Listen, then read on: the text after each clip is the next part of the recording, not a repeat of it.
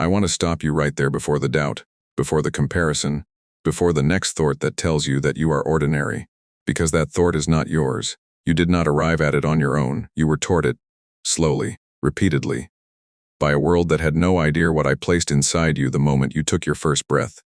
You have been living like someone who lost something irreplaceable, grieving a power you think slipped away somewhere between childhood and now, between the first rejection and the last disappointment, between the dream that died and the version of yourself you quietly buried along with it. But here is what I need you to understand before anything else: you did not lose it.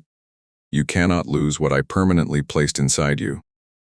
What happened is something far more subtle and far more dangerous. You were convinced it was gone.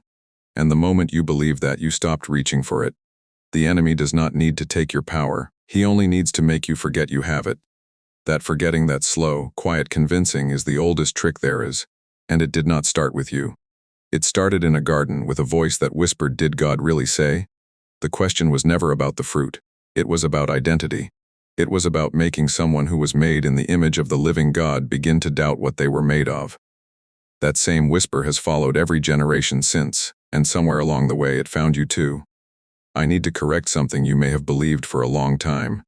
The power I am talking about was not handed to you, like a present on the day you were born, something you could misplace, something that could be taken, something that expires if unused long enough. It was not added to you, it was woven into you. It is not something you carry, it is something you are made of. When I formed you, I did not create an empty vessel and then decide what to fill it with. I spoke you into existence already complete, already carrying the image of the one who flung galaxies into place with a word, already holding inside you the same creative breath that turned dust into a living soul. That is not poetic language. That is the literal truth of what you are. And no amount of failure, no season of silence, no string of losses, no person's opinion of you has ever reached deep enough to touch what I placed at the foundation of who you are. You are not a person trying to find power.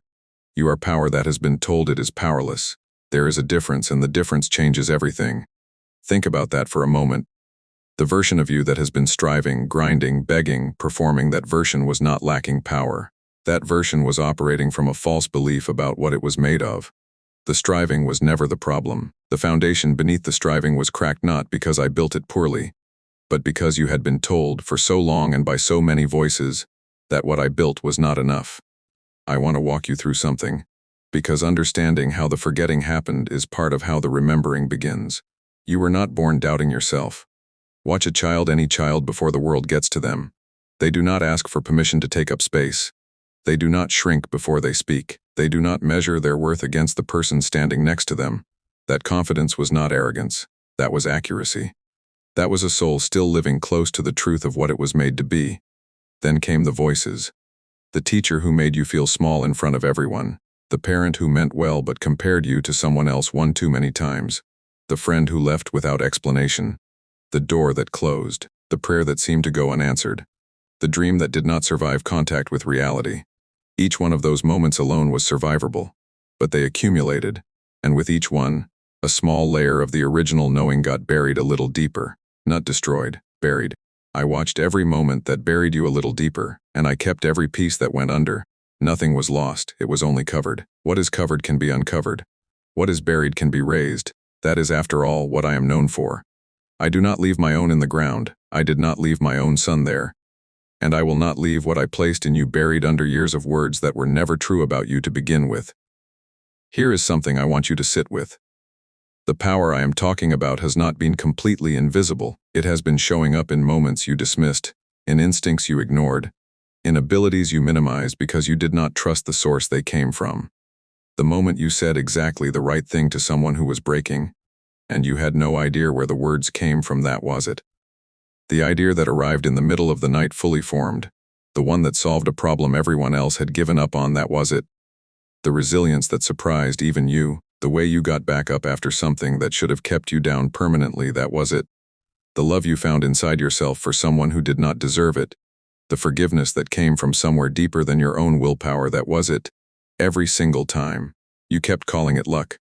You kept calling it coincidence. You kept saying anyone would have done the same. But not anyone did. You did. Because of what is in you. I need you to stop dismissing the evidence. Every time you minimize what moves through you, you are agreeing with the lie that it came from somewhere ordinary. It did not. It came from the same place it has always come from, the deep interior of a life I personally designed, breathed into, and have never once stopped inhabiting. By now you might be waiting for the instructions, the steps to reclaim what was lost. The prayer to pray, the habit to build, the discipline to develop, so that the power can be switched back on. But that is still the old framework, the one where power is something outside of you that has to be retrieved. I want to offer you something different. You do not need to reclaim it. You need to stop denying it. The remembering is not an achievement. It is a surrender of every agreement you have made with every voice that told you that you were less than what I made you. One by one, those agreements can be released. Not by force, not by striving. Simply by choosing, in this moment and in the moments that follow, to believe what I say about you over what the accumulated weight of your history has told you. I am not asking you to feel powerful. I am asking you to stop agreeing that you are powerless. Start there. Everything else follows. It will not happen all at once. The voices that buried you did not arrive all at once either. But every time you catch yourself shrinking, every time the old narrative starts playing you, now have something to set against it. Not a feeling. Not a performance. A fact. I made you. I do not make the powerless. I do not breathe life into emptiness and call it enough. Everything I create carries the signature of what I am, and what I am is not small. Remember who made you. I want to close with this. The day you were born, I was there. Not as a distant observer marking the occasion. Present the way I am always present, in the middle of it, closer than breath. Watching something I had been preparing enter the world. And what entered the world that day was not an accident, not a maybe, not a rough draft waiting to be revised into something worthwhile. What entered the world was a deliberate creation carrying a deliberate design with a deliberate amount of power built in from the very first moment. That has not changed. Not one thing that has happened since that day has reached back to the beginning and undone what I established there. You are still what I made. The power is still what I placed. The only thing that has ever stood between you and the full experience of it is the belief that it was gone. It was never gone. You were born with it. Remember,